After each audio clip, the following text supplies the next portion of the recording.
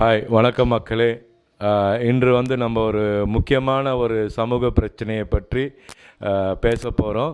So என்ன ஒரு பிரச்சனைன்னு சொன்னால், அதாவது நம்மளுக்கெல்லாம் தெரியும், கை ரிக்ஷா, ரிக்ஷா, அதுக்காக பிறகு வந்து ஆட்டோ ரிக்ஷா, ஷேர் ஆட்டோ இப்படின்னு சொல்லிட்டு ஒவ்வொருத்தரும் ஒவ்வொரு தொழில் செஞ்சிட்ருக்குறாங்க. ஆனால் இதில் என்ன ஒரு பெரிய விஷயம்னா, ஒரு தொழிலை வந்து ஒரு நசுக்கிட்டோ இல்லை அழிச்சிட்டோ இன்னொரு தொழில் வளரணுன்றது வந்து கட்டாயம் இல்லை.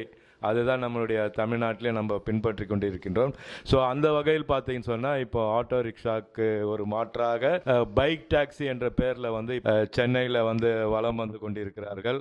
ஸோ அதில் வந்து நிறைய சாதக பாதகங்களாக இருக்குது. அதாவது மக்களிடம் கேட்டால் வந்து ஆட்டோ சார்ஜை விட கம்மியாக இருக்குதுன்னு சொல்கிறாங்க. ஸோ கம்மியாக இருக்கிறதுனால வந்து நம்ம வந்து ஒரு தொழிலை வந்து அழிச்சிட்டு நம்ம இன்னொரு தொழிலை வளர்த்து விடுன்றது அது எந்த வகையில் நியாயம் என்பது மக்களுக்கே வெளிச்சம். வந்து ஒரு கிட்டத்தட்ட வந்து சொல்லப்போனால் ஒரு 2 தலைமுறையாக இங்கே வந்து ஒரு ஆட்டோ ஸ்டாண்டு இருக்கும் நம்ம தெருமுனையில். அவங்களாம் நம்மளை வந்து அவங்களுக்கு வந்து நம்மளுக்கு ரொம்ப ஒரு பழக்கமானவர்களாக இருப்பாங்க. நம்மளுடைய அன்றாட போக்குவரத்துக்கு வந்து அவங்க ரொம்ப உறுதுணையாகவே இருப்பாங்க. அவங்க சொல்லப்போனால் அவங்களும் நம்மளோட ஒருத்தராக வந்து நம்ம கூட ஒரு ஐக்கியமாகி இருப்பார்கள்.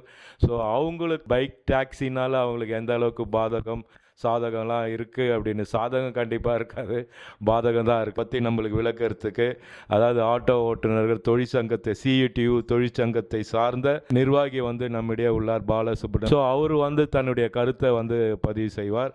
அவரை கருத்தை கேட்ட பிறகு மீண்டும் நம்மளுக்கு தெரிஞ்ச விஷயத்த சொல்லுவோம். வாங்க இப்போ அவர்கிட்ட என்னன்னு கேட்டு தெரிஞ்சுக்கலாம். 5 லட்சம் ஆட்டோ ஓட்டுநர்களுடைய வாழ்வாதார பிரச்சனை உண்மையிலேயே யூடியூப் இந்த மாதிரி சமூக வலைத்தளம் மூலியமாகத்தான் மக்களிடத்தில் அதிகமான செய்திகளை எடுத்துன்னு போய் சேர்க்க முடியும். இப்போ இருக்கிற தொழில் அமைதி இல்லை, ஆட்டோ ஓட்டுநர்களுக்கு தொழில் அமைதி இல்லை. அதே மாதிரி பைக் டாக்ஸி ஓட்டுநர்களுக்கும் பிரச்சனையாக இருக்குது. 2 பேருக்கும் பிரச்சனை என்பது இருக்குது. இதுக்கு முழுக்க அரசு தான் காரணம். அதை விலக்கி மக்கள்கிட்ட கருத்தை எடுத்துன்னு போய் சேர்க்கறதுக்கு வாய்ப்பு கொடுத்த யூடியூப் சேனலுக்கு முதல்ல நன்றியை தெரிவிச்சுக்கிறோம். 45 ஆண்டு காலமாக ஆட்டோ என்பது இயங்கி வருது. அந்த இயங்கி வர ஆட்டோவை பொதுமக்களில் ஏபிசின்னு சொல்லி அடித்தட்டு மக்களும் நடுத்தர மக்களும் உயர்தர மக்களும் இதை வந்து அத்தியாவசிய வாகனமாக பயன்படுத்தி வரோம். அமர மக்களுக்கு இது ஒரு ஆம்புலன்ஸ் மாதிரி சிறந்த சேவையை ஆற்றி வருது. அதே மாதிரி பள்ளி சவாரிங்களை குழந்தைங்களை எடுத்துன்னு போய் சேர்க்கறது, தாய் தகப்பன் 2 பேரும் வேலைக்கு போகிறாங்க. அவங்க பள்ளிக்கு குழந்தைங்கள விட முடியாது. அவங்கள பொறுப்பாக இட்டுன்னு போய் இட்டுன்னு வந்து விடுறதுல ஆட்டோ டிரைவர் சிறந்த பணியை செஞ்சு வராங்க. நவீன தொழில்நுட்பத்தினுடைய வளர்ச்சியில் 2 வீலர் பைக் டாக்ஸி என்பது ஆப்பை ஆன் பண்ணாக்கா உடனடியாக பைக்கில் சவாரி ஏற்றின்னு போகிறோன்னு சொல்கிறாங்க. அதற்கு காரணமும் வேலைவாய்ப்பின்மை தான். வேலைவாய்ப்பு இல்லாதனால தான் அந்த வேலையை வந்து தேர்ந்தெடுக்கிறாங்க. ஆனால் மோட்டார் வாகன சட்டம்னு இதுக்குன்னு ஒன்று இருக்குது. பொதுமக்களை ஏற்றின்னு போனோன்னு சொன்னால் அந்த பொதுமக்களை ஏற்றின்னு போய் சேர்க்கறதுக்கு அவர் வந்து ஓட்டுநர் உரிமம் பெற்றால் போதாது. பொதுமக்களை ஏற்றின்னு போய் சேர்க்கணுன்னு சொன்னால் கூடுதல் தகுதியாக பேட்ஜுன்னு சொல்லி ஒன்று தராங்க. இப்போ ஆட்டோ டிரைவருங்க அப்படி அந்த கூடுதல் தகுதி பேட்ஜ் எடுத்தால் தான் நாங்கள் ஆட்டோ ஓட்ட முடியும். அப்போ தான் எங்களுக்கு பர்மிட் கிடைக்கும். இல்லைனா அந்த பர்மிட் என்பது கிடைக்காது. இது சுதந்திரம் அடைஞ்சி மோட்டார் வாகன சட்டம் எடுத்துன்னு வந்த அன்னிலேருந்து 1989 சட்டத்திலேருந்து இந்த பிரிவு என்பது இருக்குது. மத்திய அரசாங்கம் இப்போ வந்து நவீன தொழில்நுட்பத்தில் 7500 கிலோவுக்கு இந்த பேட்ஜ் தேவையில்லைன்னு சொன்னால் கூட, ஆனால் அது சட்ட வடிவமாக ஆக்கப்படல. வாய்மொழி உத்தரவாகவும் எடுத்துன்னு வந்த அமெண்ட்மெண்ட்லேயும் எடுத்துன்னு வந்தாங்களே தவிர இப்போ அமெண்ட்மெண்ட்டில் நடைமுறையில் கிடையாது. இப்போவும் நீங்கள் பேட்ஜ் இல்லைன்னா ஆட்டோ டிரைவரை கேஸ் தான் எழுதுகிறாங்க. சமூக பாதுகாப்பு திட்டம் நலவாரியத்தில் பேட்ஜ் இல்லைன்னா சேர்க்க முடியல. அப்போ பேட்ஜ் என்பது அவசியம்.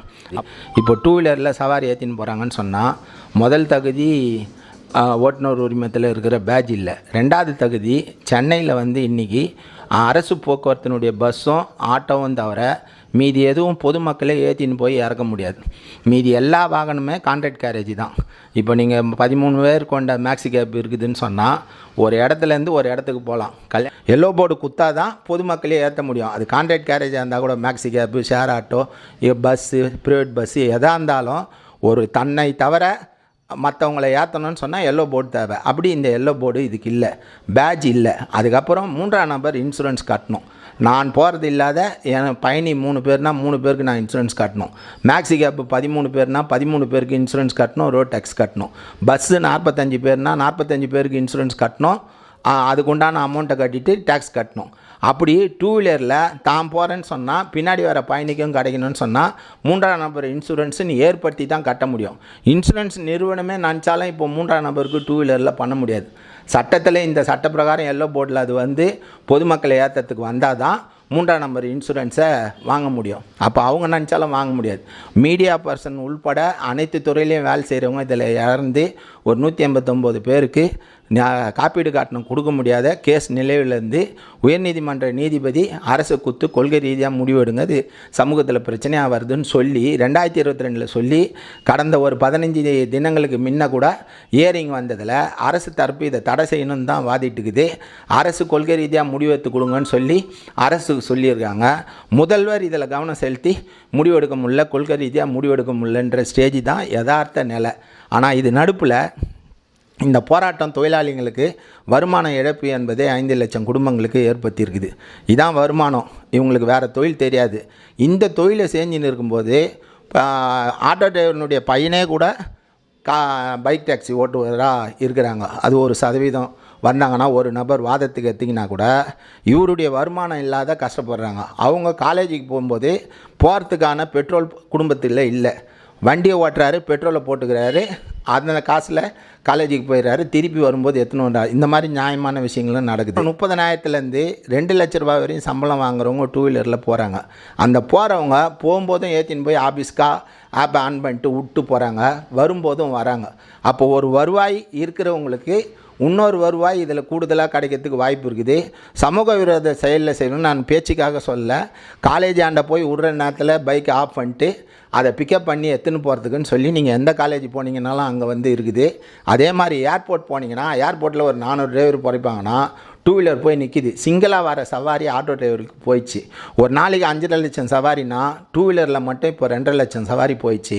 சரி பாதி சவாரி குறைச்சிட்டு அதே 1,20,000 பேர் சென்னையில் பிழைக்கணும்னு சொன்னால் அவங்களுடைய வழக்கமாக வரக்கூடிய ஒரு நாள் சவாரியில் சரி பாதி டூ வீலருக்கு போயிடுச்சு. அப்போ எப்படி அவங்க பிழைப்பாங்க? அப்போ இது அரசு முறைப்படுத்தணும்னு சொன்னால் இரு தரப்பையும் கூப்பிட்டு வச்சு பேசி பண்ணணும். இப்போ 90 ரூபா நாங்கள் ஒரு இடத்துக்கு வாங்குகிறோன்னு உதாரணத்துக்கு வச்சுக்கிட்டிங்கன்னா டூ வீலரில் போனீங்கன்னா 30 ரூபா. அந்த 30 ரூபா ஒரு நபர் போனால் 30 ரூபா, இதில் 3 பேர் போகலாம். அப்போ பார்த்தீங்கன்னா அதே காஸ்ட்டு தான். இப்போ ஆட்டோ டிரைவருக்கு 40,000 ரூபாய் எஃப்சிக்கு ஆகுது. இன்சூரன்ஸ் கட்டுறோம், பர்மிட் கட்டணும், பேட்ஜ் ரினியூவல் பண்ணணும், 3 வருஷத்துக்கு ஒரு வாட்டி, வருஷத்துக்கு ஒரு வாட்டி எஃப்சி பண்ணணும். அப்போ இவர் வாகன பராமரிப்புக்கு ஆகிற கட்டணத்தையும் சேர்த்து தான் இந்த 90 ரூபாய். இவர் சொல்கிற கணக்குப்படி பார்த்தீங்கன்னா கிட்டத்தட்ட ஒரு 5 லட்சம் ஆட்டோ ஓட்டுநர்களின் ஒருமித்த குரலாக இவர் தன்னுடைய கருத்துக்களை பதிவு செஞ்சுருக்காரு. அதாவது ரொம்ப கிட்டத்தட்ட ஒரு 45 வருஷமாக நாங்கள் இந்த ஆட்டோ ஓட்டிகிட்ருக்குறோன்றவுடைய இதை ஒரு குமுறலாகவே அவர் தெரியப்படுத்துகிறார். அவருடைய குரல்லே ஒரு ஆவேசம், கோபம் எல்லாமே இதுவாகுது. ஸோ இதில் இன்னொரு விஷயம் என்னன்னு பார்த்தீங்கன்னு சொன்னால், மக்களாகிய நாம் தான் இதில் ஒரு சரியான ஒரு முடிவு எடுக்க வேண்டும். அதாவது அவர் சொல்கிறபடி பார்த்தீங்கன்னா, அதாவது ஆட்டோக்கு கொடுக்குற காசு எப்படின்னு சொன்னால், எங்களுக்கான அந்த எங்களுடைய அந்த ஆட்டோவை பராமரிக்கிற செலவு அதெல்லாம் நம்ம கூட்டி கழித்து பார்த்தோம்னா ஒன்றா தான் வரும். அந்த டைமுக்கு வேணால் உங்களுக்கு அது கம்மியாக தெரியுமே தவிர, அது கூட்டி கழித்து பார்த்தீங்கன்னா ஏன்னு சொன்னால் அரசாங்கம் இந்த தொழிலை, அதாவது இந்த பைக் டாக்ஸியை ஒரு முறைப்படுத்த வேண்டும். அது ஒரு சட்ட ரீதியாக அது அங்கீகரிக்கப்பட வேண்டும். அது இல்லை, அதாவது இன்சூரன்ஸு, மருத்துவ காப்பீடே நிறைய பேருக்கு கிடைக்கலன்ற ஒரு விஷயத்தை அவர் சொல்கிறாரு. அதை நம்ம பொறுப்பாக உண்மையில் கவனிக்கப்பட வேண்டிய விஷயம். நம்ம உயிருக்கு ஒரு உத்தரவாதம் இல்லாத ஒரு பயணம் அந்த டைமில் நம்மளுக்கு கம்மியாக இருந்தாலும், ஆனால் உயிரின் மதிப்பு அது ரொம்ப ரொம்ப மதிப்பு மிக்கது. ஸோ அதை நம்ம இது பண்ணணும்னு சொன்னால் அரசாங்கம் தான் இதில் ஒரு தகுந்த முடிவெடுக்க வேண்டும். இந்த பைக் டாக்ஸி எந்த சட்ட திட்டத்தில் வருது, எந்த சட்ட வரையறுக்குள் வருது என்பதை நம்ம ஆராய்ஞ்சு அறிஞ்சு, அதாவது இவர்களுடைய குரலை நம்முடைய சேனல் குரலாக சம்பந்தப்பட்ட அமைச்சருக்கு நம்ம தெரியப்படுத்துக்கான முயற்சிகளை கண்டிப்பாக நம்முடைய ருத்ரன் 2.0 சேனல் எடுக்கும் என்பதை தெரியப்படுத்திக் கொள்கின்றேன். அது மட்டுமல்ல, அதே CITU சேர்ந்த மற்றொரு தோழர் இருக்கிறார். அவரிடமும் அவருடைய கருத்தையும் நம்ம கேட்டு தெரிஞ்சுக்கலாம். மனோகரன் அவர்கள் நம்மிடையே உள்ளார். அவர் தனக்கான கருத்தை சொல்வார், கேட்போம். வணக்கம். மாநில அரசு பொது போக்குவரத்தில் வந்து பேருந்துகளுக்கு அடுத்தபடியாக பார்த்தீங்கன்னா ஆட்டோவுக்கு மட்டும்தான் கட்டணம் நிர்ணயம் பண்ணுறாங்க.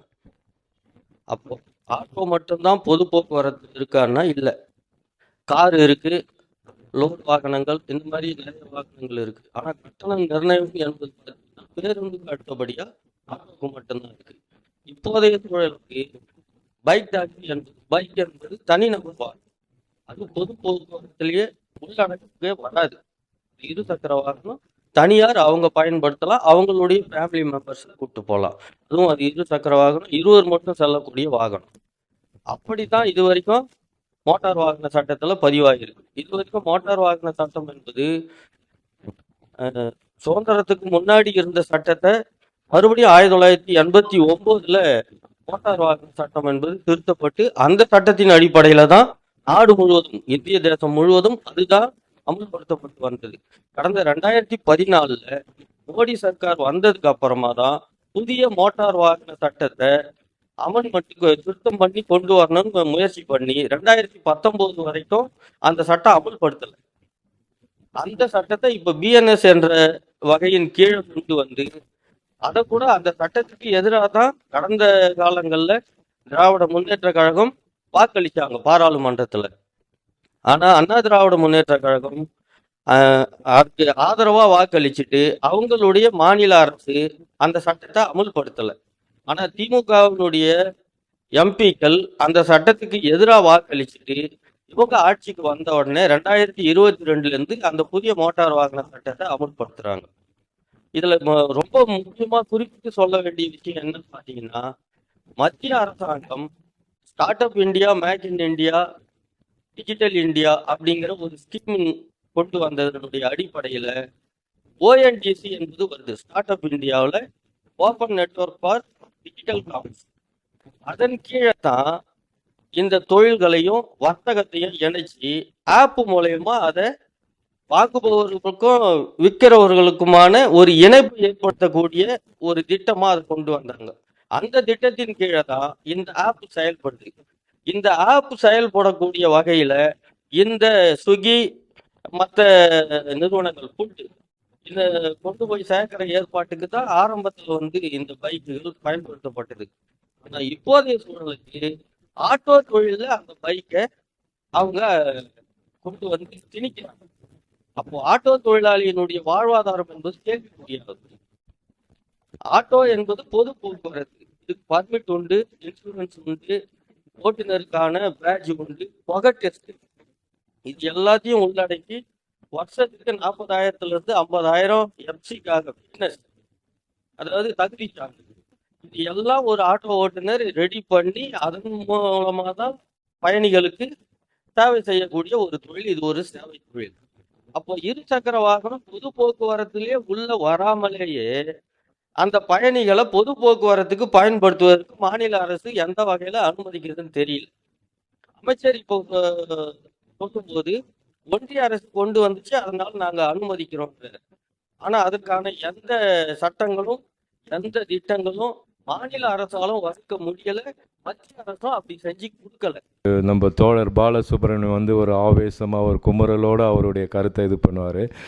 நம்ம தோழர் மனோகரன் ஒரு அழுத்தம் திருத்தமாக இந்த ஆப் எப்படி செயல்படுது, எப்படி இது உள்ளே வந்தது, இந்த பைக் எப்படி உள்ளே வந்ததுன்றது ஒரு தெளிவாக நம்மளுக்கு கூறினார். இதில் குறிப்பாக ஒரு விஷயம் 2 பேருமே சொன்ன கருத்து என்னவென்றால், போக்குவரத்து அமைச்சர் எப்படி இந்த சட்டம் உள்ளே வந்ததுன்னு சொன்னால் ஒன்றிய அரசை பார்த்து நாங்களும் இந்த சட்டத்தில் ஒன்றிட்டோன்னு சொல்கிறாரு. உங்களுக்கே தெரியும், ஒன்றிய அரசுக்கும் நம்முடைய தமிழகத்துக்கும் அரசுக்குமான ஒரு புரிதல் எப்படி இருக்குன்னு உங்களுக்கு நல்லாவே தெரியும். அப்படி இருக்கும்போது இல்லாத ஒன்றதை இவர் இட்டுக்கட்டு சொன்னதாக அமைச்சர்கள் மேல் இந்த சிஐடியு ஒரு குற்றம் சாட்டுது. அவர் சொன்னதுனால தான் இந்த மாதிரி ஒரு கலவரமே நிகழ்ந்தது என்ற ஒரு குற்றச்சாட்டையும் தோழர்கள் வலுவாக வைக்கிறார்கள். இதற்கு நம்மளுடைய தமிழக அரசு, குறிப்பாக போக்குவரத்து துறை அமைச்சர் தான் பதில் சொல்ல வேண்டும். பதிலை பெறுவதற்கு நாங்கள் எங்களால் முயன்ற முயற்சியை எடுப்போம் என்று கூறிக்கொள்கின்றோம். ஸோ இதில் வந்து நம்ம வந்து இந்த பொதுமக்கள் அப்படின்றவங்க வந்து இதெல்லாம் கொஞ்சம் சிந்தித்து பார்க்கணும். எந்த வண்டியில் வேணால் நம்ம போய் சேரக்கூடிய இலக்கை அடையிறதுக்கான விஷயம் கரெக்டு தான். ஆனால் நம்ம போய் இலக்கை பத்திரமாக சேர முடியுமா? ஏன்னா இவங்களாம் வந்து ஒரு 45 வருஷமாக நம்மோடு ஒன்றி இருக்கிறாங்க. பைக் டாக்ஸியில் வந்து ஒரு முறையான ஆவணம் இல்லாமல், முறையான ஒரு இது இல்லாமல் இதை எப்படி அங்கீகரித்தார்கள்? அப்போ எங்கள் 5 லட்சத்து பேருக்கான 5 லட்சம் ஓட்டுநர்களுக்கான வாழ்வாதாரம் நாங்கள் தொலைத்து விட்டு, ஏற்கனவே அதில் வந்து யூபர் பல நிறுவனங்கள் வந்து இவங்களுடைய வாழ்வாதாரத்தை பாதிக்கின்றன. அதிலிருந்தும் சமாளித்து தங்கள் இந்த தொழிலை விட்டால் எங்களுக்கு வேறு தொழிலே தெரியாதுங்கன்ற ஒரு லெவலுக்கு தன்னுடைய பிள்ளைகளை கல்வி அது இதுன்னு குடும்பத்தை வழிநடத்தக்கூடிய ஓட்டுநர்களின் அவர்களுடைய அந்த ஒரு கஷ்டத்தையே நம்ம நினச்சி பார்க்கணும். ஸோ இதுக்கு கண்டிப்பாக வந்து இந்த சட்டத்தெல்லாம் முறைப்படுத்த அரசாங்கம் முன்வரணும். இவருடைய குற்றச்சாட்டுகளுக்கு தெளிவான பதிலை அவர்களுக்கு தர வேண்டும் என்று எங்கள் ருத்ரன் 2.0 சேனல் வாயிலாக கேட்டுக்கொண்டு, மீண்டும் இப்படி ஒரு சமூக பிரச்சனை அலசி ஆராயும் விதமாக உங்களை சந்திக்கும் வரை உங்களிடமிருந்து விடைபெறுவது அன்புடன் ருத்ரன் 2.0 சேனலுக்காக உங்கள் மூர்த்தி.